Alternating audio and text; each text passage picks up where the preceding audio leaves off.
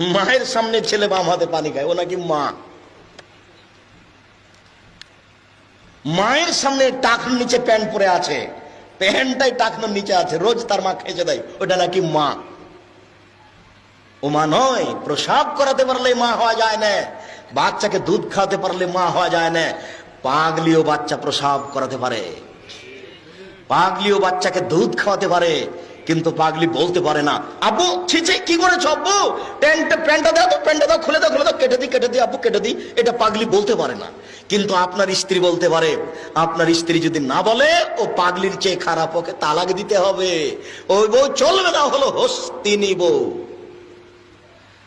আমি তালাক দিতে আদেশ করিনি, তবে পরামর্শ দিলাম, এ বউ চলবে না, এই বউ তালাক দিতে হবে, এটা আমার পরামর্শ। হলো হস্তিনী বউ। এই সংসার বুঝে না, এই ছেলে মেয়ে বুঝে না, এই পরিবার বুঝে না, শুধু ও নয়, ওর মা বুঝে না, যার কারণে এটা ঘটেছে।